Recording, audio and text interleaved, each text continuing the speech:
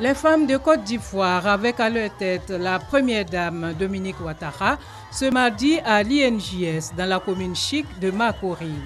Elles s'y sont retrouvées pour célébrer avec faste, à l'instar des femmes des autres pays du monde, la journée internationale qui leur est dédiée.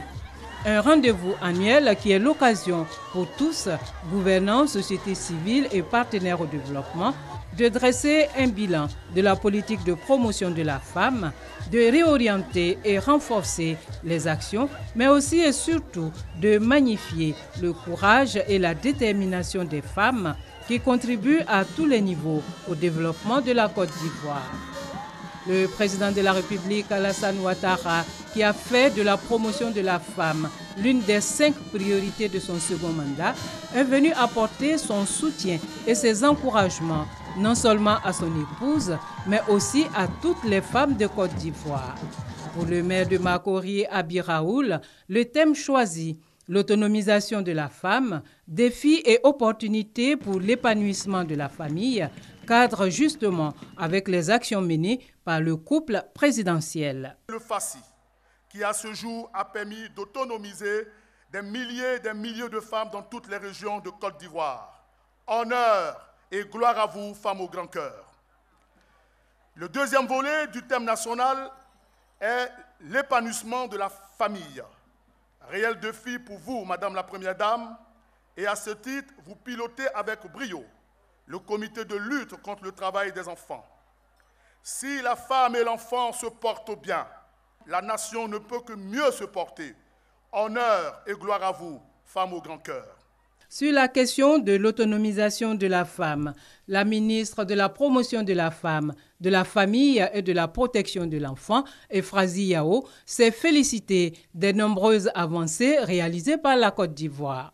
Excellence, Monsieur le Président de la République, c'est précisément votre engagement qui a conduit ONU Femmes à vous classer 2e président africain et 4e président au monde à avoir accompli des pas décisifs pour l'autonomisation de la femme.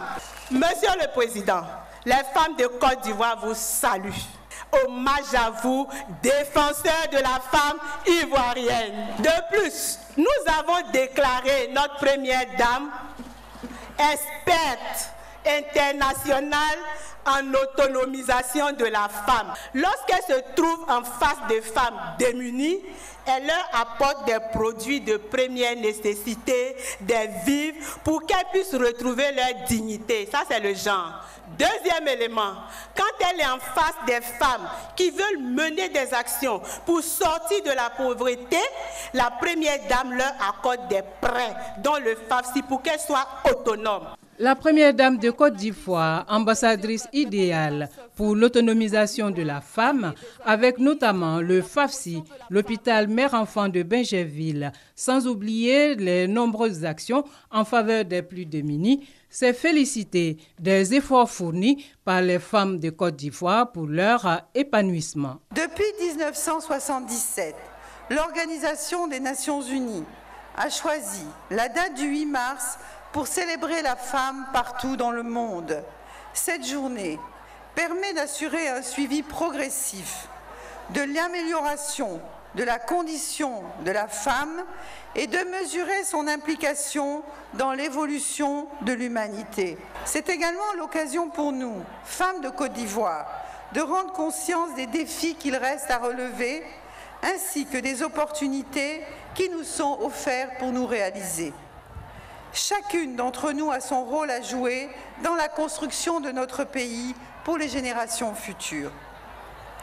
Mesdames et messieurs, chères sœurs, comme vous le savez, la promotion de la femme est devenue une priorité nationale grâce à la volonté et au soutien du premier avocat des femmes, mon cher époux, le président Alassane Ouattara. Les femmes sont plus que jamais au cœur de la relance économique et de la stabilité sociale. En ce qui me concerne, j'ai toujours cru fortement au potentiel de mes sœurs. C'est pourquoi j'ai fait le choix d'aider celles qui en ont le plus besoin, notamment à travers le FAFSI, que vous connaissez tous aujourd'hui. Le FAFSI est doté à ce jour d'un capital de 10 milliards de francs CFA grâce à la confiance du président de la République et permet à 110 000 femmes à travers la Côte d'Ivoire de réaliser des activités génératrices de revenus. Avec elles, ce sont des familles entières qui sont aujourd'hui à l'abri de la précarité et entrevoient un avenir meilleur. 80 millions de francs CFA en équipement et matériel, c'est le don de la première dame aux couturières, coiffeuses, commerçantes, agricultrices, instituts de formation féminine. Des cannes anglaises, des béquilles, des fauteuils roulants et tricycles pour les femmes handicapées d'Abidjan. Le président de la République a pour sa part offert 10 millions de francs CFA. Le chef de l'État qui, au terme de la cérémonie, a salué la grande mobilisation des femmes. Vous savez à quel point nous sommes heureux de participer à ce grand événement chaque année. Je voudrais féliciter la première dame, le ministre Euphrasie Yao Kwasi et toutes les femmes du gouvernement, toutes les femmes de la nation. C'est vraiment le jour du jour de tout le monde. Parce que les femmes, ce sont nos mamans, ce sont nos épouses, alors ce sont nos confidentes. Et nous sommes très heureux, c'est un grand jour pour la nation. Et bonne fête à chacune et à toutes les femmes. La Journée internationale de la femme a été instituée par l'Assemblée générale des Nations unies en vue de bâtir un monde plus juste où tous les hommes et toutes les femmes bénéficient des droits humains et du droit au développement sur un pied d'égalité.